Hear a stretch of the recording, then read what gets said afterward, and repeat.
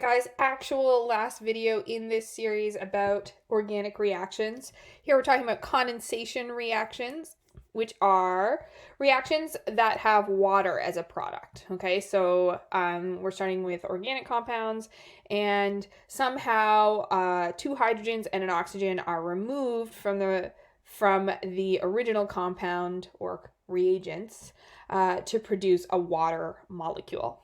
Okay, so condensation, if you kind of think of that idea of like condensation forming inside your reaction vessel because water is a product. Okay, so the first type of reaction we're going to look at is when an alcohol reacts with a carboxylic acid in the presence of concentrated sulfuric acid. And I'm going to give I'm going to use pretty simple compounds here to illustrate these. So I'm going to start with an alcohol. Ethanol is my kind of go-to simple alcohol here.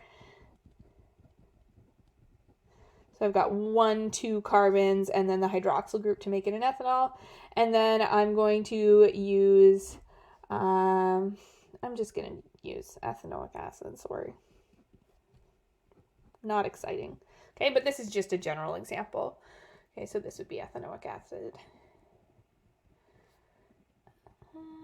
And when we react these two together, we heat them gently in the presence of concentrated sulfuric acid. We produce an ester.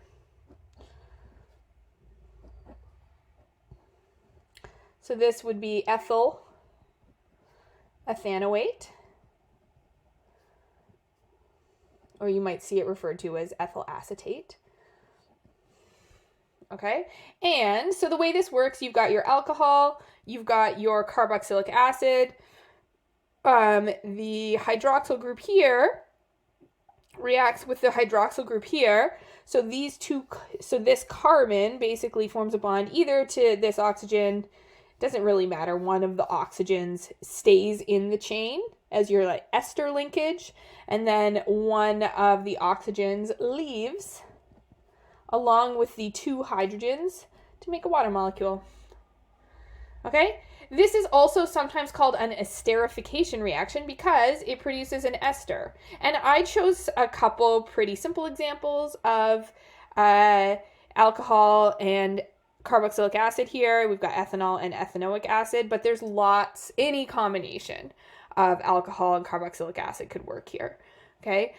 And there's lots of esters that are actually important compounds in food chemistry because a lot of flavors and scents are esters. So an esterification reaction can be helpful for food chemists, or if you're designing sort of perfumes or making candles or something like that, you might want a certain smell. You can select the appropriate combination of alcohol and carboxylic acid to produce an ester that has that desired smell. Okay, so that's our first example of a condensation reaction. Our second example, we're going to talk about an amine. So this would be propanamine reacting with a carboxylic acid.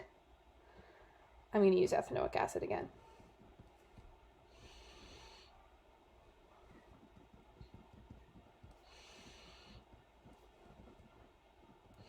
And in this case, we're going to make an amide. Okay, so here, one of the hydrogens here is going to come off, as well as the hydroxyl group on the acid. So we're going to make a new link at this nitrogen. Okay, so I'm going to have my 1, 2, 3 carbons and then my nitrogen. And then I'm going to attach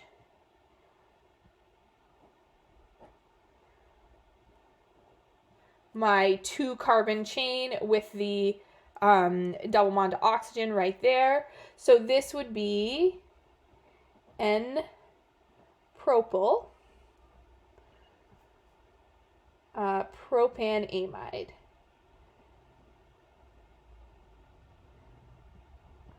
Okay, and then because I had my hydroxyl group here, or my OH group on my acid right here, plus one of the hydrogens, sorry, I forgot to stick a hydrogen on that nitrogen. It still needs those 3 bonds. But one of the hydrogens here makes my water to make it also a condensation reaction. Okay. So 2 types of condensation reaction. One type produces an ester. You could also call it an esterification reaction. And one type that produces an amide. That one right there. Okay. The last thing I want to show you is how condensation reactions can also be important tools if you are trying to synthesize a polymer. So we already when we looked at reactions of alkenes, we looked at addition polymers, which use alkenes as their monomers.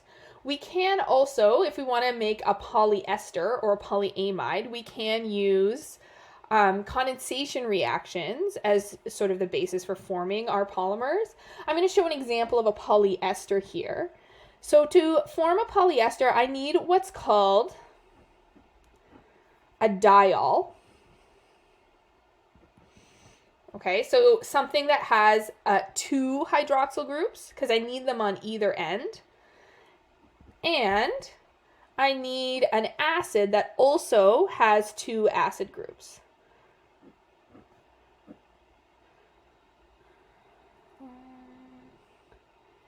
So let's make this an OH. This an O.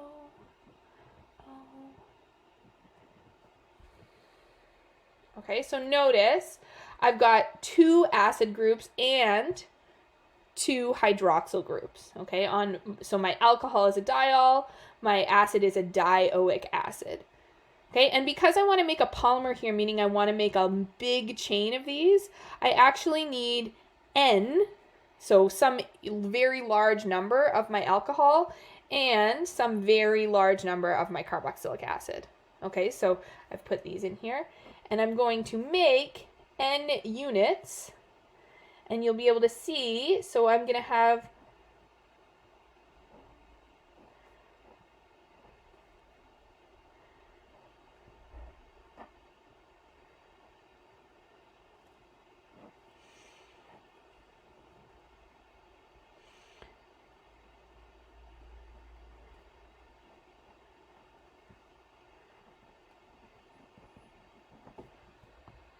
okay, so I've linked these 2 together here.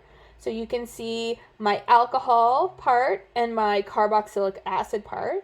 And then you can also see that on either side of that unit, that monomer unit, you can form the same type of bond again, okay? So this unit can continue to repeat for as many alcohol and acid molecules that I combined. Okay, so this would be a polyester.